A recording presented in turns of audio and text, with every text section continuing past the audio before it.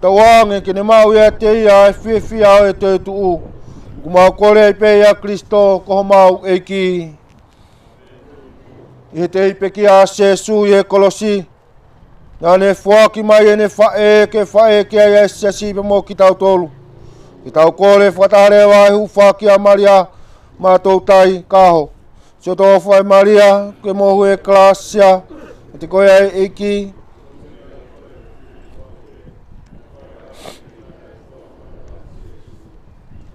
Maria whai ai o tua ki whia mātou ronga harai aho. Ngā whope mauma te. Eiki e ke alofa mai. Ia ke alofa mai ke tō taipe mo e kai ngā whaina ko tō aku tō kai e mala eni. Ke nau tō kai e whia maari e. O wanga mea whia te mau tolu ai eiki. Hoki ia te koe. O wanga i whamai tāpua ke o tua mafi mafi. Ko e tamai mo e aloha me la maari e ma oni oni.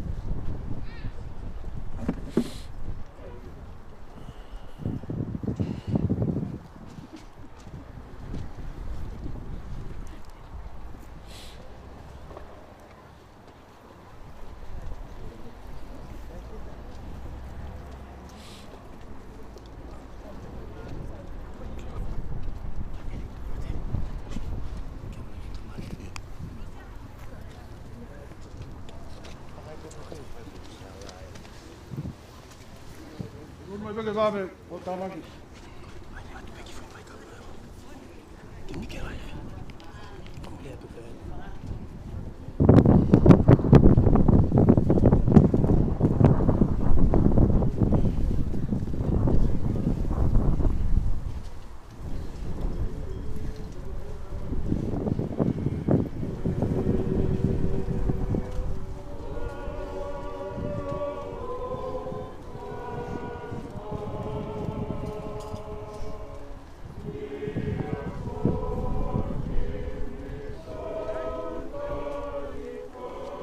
Osa tueni laka mtalaya kau kai. Kai heka whawai ngata katou tai.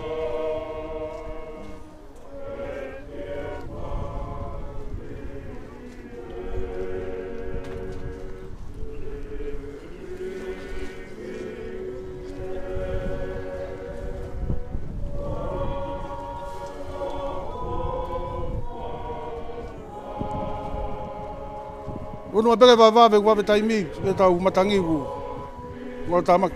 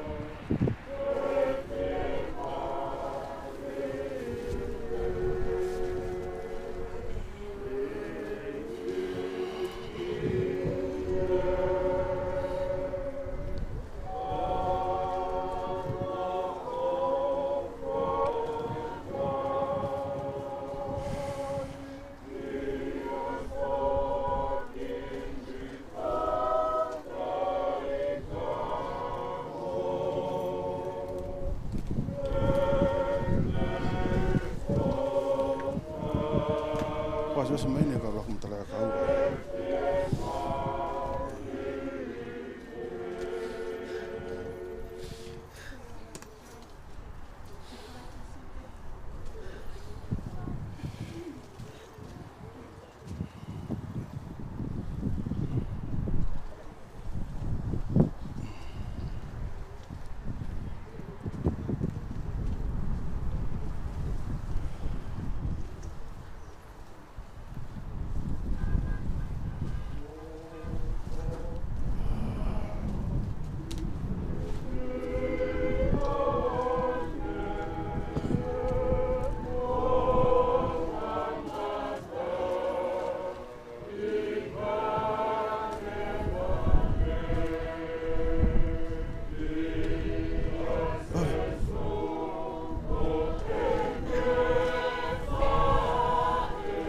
Tanu tato ai.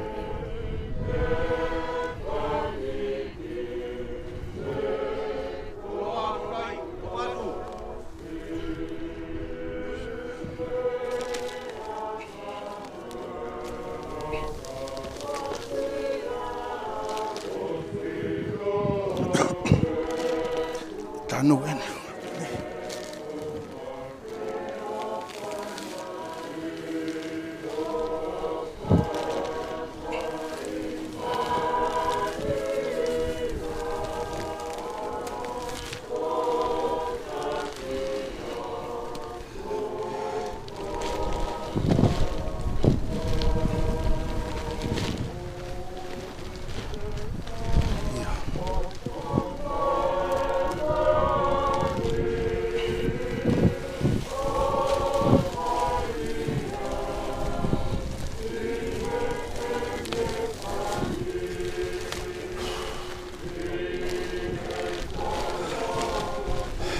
Cá vai falar?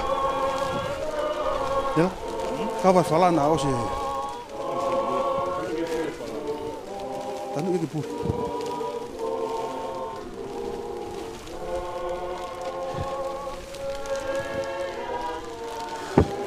Quando eu me perdi onde betal tu olha. Okay, os finish off the. Okay, go around this.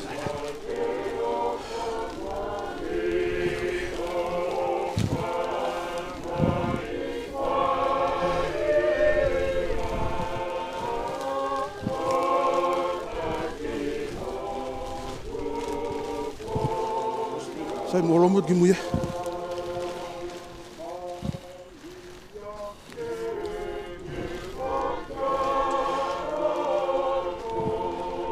Yo.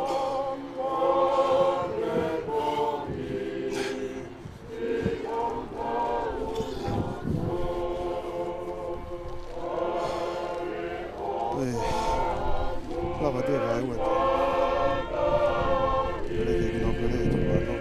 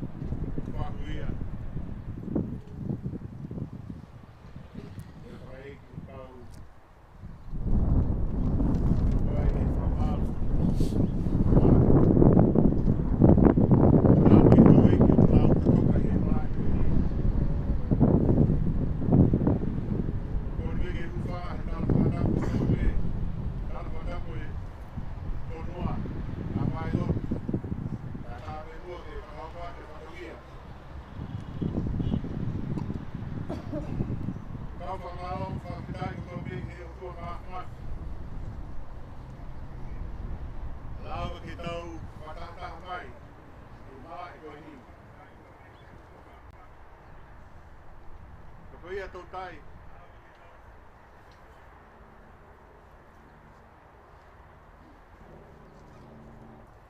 Jangan ada lagi nak pergi lolo kafe, lolo hea. Dia fakar foto mah.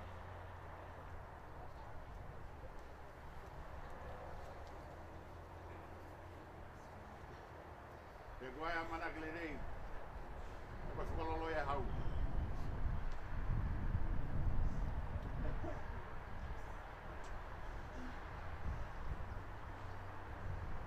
Mahino e aho o toonga o ulunganga e au mai o tau mawai i he matu ka au kei tala mai pe o whakamanatu pe ki mautolu a whanau ka pehe ki whamiri koe kāinga o hange koia Koho tau tala me sai o ne ongo ke whakatātā aho o tō mui ka moho ki whai ke he kehe pē tō masi na ke tō mui pē ka na ke tui ka tō masi ia na kai ne ongo na peohi mo ingi ka na kai ke tui e pa mea ia tala mai e polofola e paula Apostolo Paula. Koe tau i he māman koe ni, whāmiri, whānau. E ahi ki tau tōru i he mea kotoa whi. Ka koe ahi ia e tau tui o hange koe ia koe malanga, koe aho.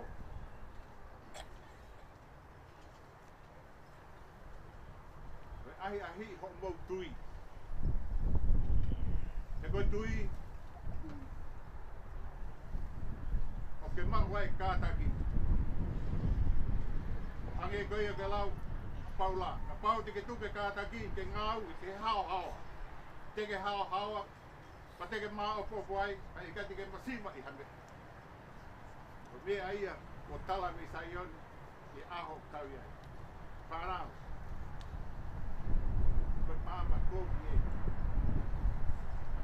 pio tau family no to si elahi utui kawa mai pe ke tai mi to tawilo tai mi to ke fai ai tu lolo ka a hoi na fai pe to tai e io pe to tai ka koi ka ma vai mo to tai ka ke tala mai pe ka hoko mai e pa ke so ai ai pe ke tau koi ai no mo tui ke la mo ma fi mari hange koi ako kalaisi na de kata ki ai anga tu e kau anga hala e na de ilo ai ama nakli rei koi ako hage ke ia e ni mo to matau e fi anga o tu ama ma vika tamala ia de kau ama nakli o kau pe he pana family lotolahi vai ama nakli rei o pa malo atu Atere soai. E ako nak lirei o aho. Ako tui ko tau tala pe ia whamir. Na mai whanau. Ko kore whakamori mori atu. Ka wea i ha whatongia tō nou nou. Ko halagau tai tāu pia mei o mou whakaamu. Koe toe pe whanau. Ko kore atu. Kaya hatoe tukuia ka kamot te mo pouteri koe nga whanau te koe tau mātuku pehe aho ni koe tau mātuku e kei ke toi whakabe o ngā aho lahe ngai whakongia mo tau inu tila a te aroa kana ngotonga ko kui pe te tau ki hoko hoko atu kaya ngai tu he ngai aho ni o whakamāloa pito e pāderi Pamalo ate ko tau whanini, piki uma, na wawe manama ki whai he ahon, o lawa re a tau tai, e no ati no whanga, o māma tau iai. O tuite ne tau whakao ia mo, kaha mo whai lahi, e no hea, i me ki iai. Koia, o whamalo a pito ki mau tolu, o mau mea mai, o hange koe ko tāra. Koe aha mea ko watu watia ki a Kamot, dapat poker, bukan mana, malu abi.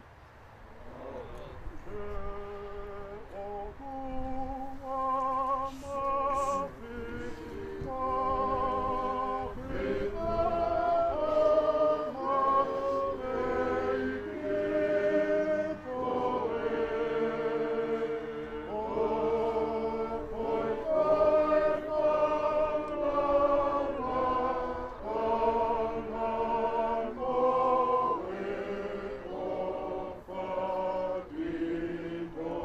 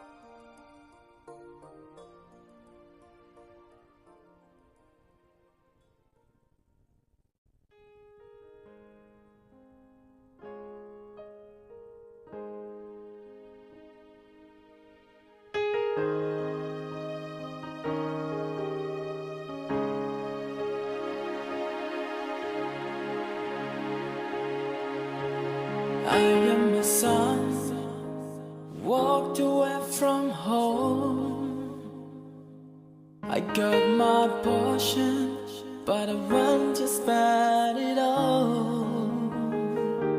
I see my father standing by the door. Tears were running down from his eyes, and I cried, Father, Father, please forgive me. I've been away for a long, long time. Father, Father, please forgive me. It's time for me to come back home.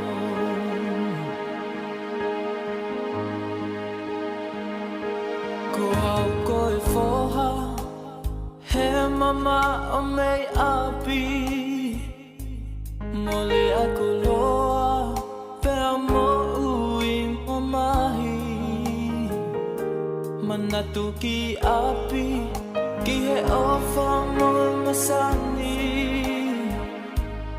Teu tu uleva. O foki ki he eku tamai. Ala tamai. E tamai. Ko au eni. Wo foki mai. Ki ho tau api. Whakamole mole e tamai. Won't fight hala ki he langi.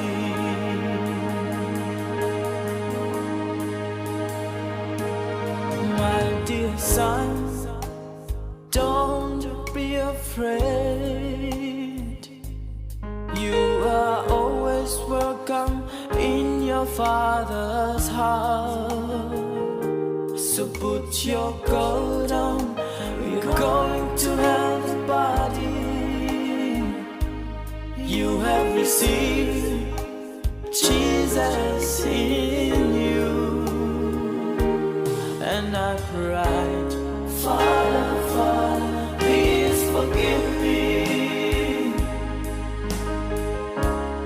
I've been away for a long, long time. Father, Father, please forgive me. It's time for me to come back home. Father, Father, please forgive me. I've been away for a long, long time. Father, Father, please forgive me. It's time for me to come back home. It's time for me to come back home. Thank you, Father.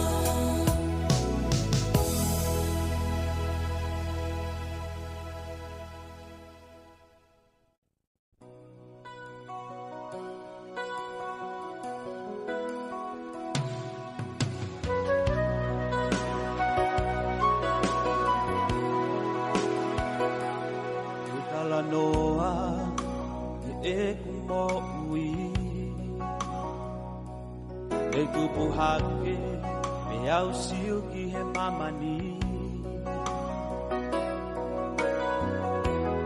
Ahono masani pe mohono ngahi lelehi Toko lahi foki ai moe ngahi matakari O fie fia ai mo feau a eku hori pe ko e tali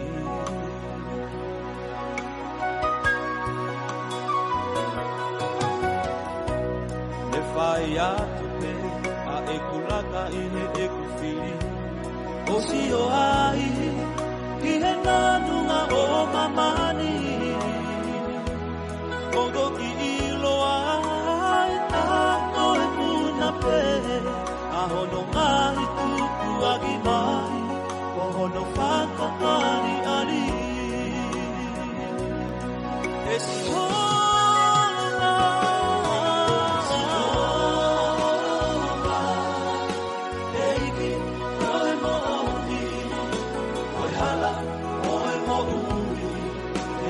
Koe i he ane a fi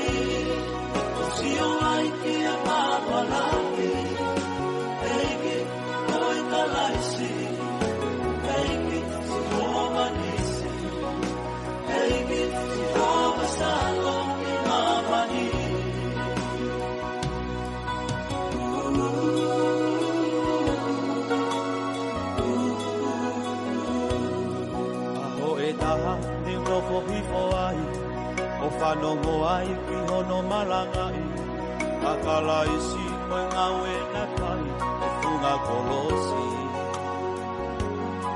Te tangi ai, me ofa mamai, me he whau ahai, i he masiwa tuku hausia. Kogo ki rea ai, o say goodbye, i he mo ui ane a fi, kauraka au ki he eiki. E si hola,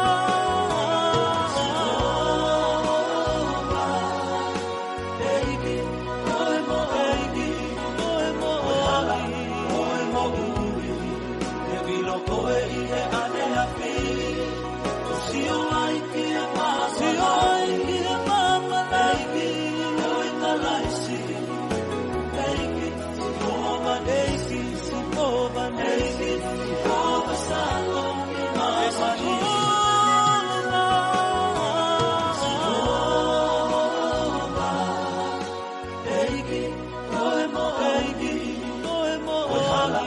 oe mo ui, e wilo koe i he ane a fi, o si o ai ki e mama, si o ai ki e mama, eiki, oe ka laisi, eiki, si hova eiki, si hova eiki, si hova salo i mama ni.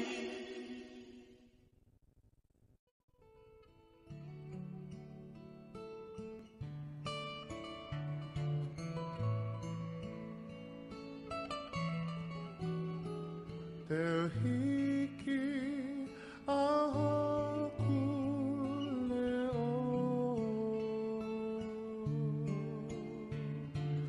whai atu ai whakamau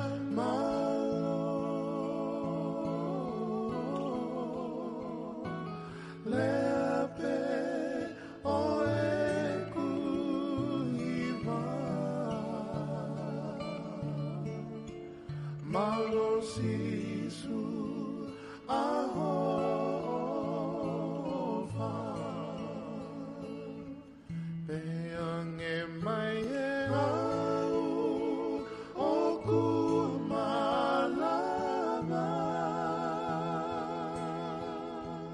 Kau kui kai alea ia e te unga Que tawa tu sisu o kuhona ai o wha kuoua usia ai o wha kuoua usia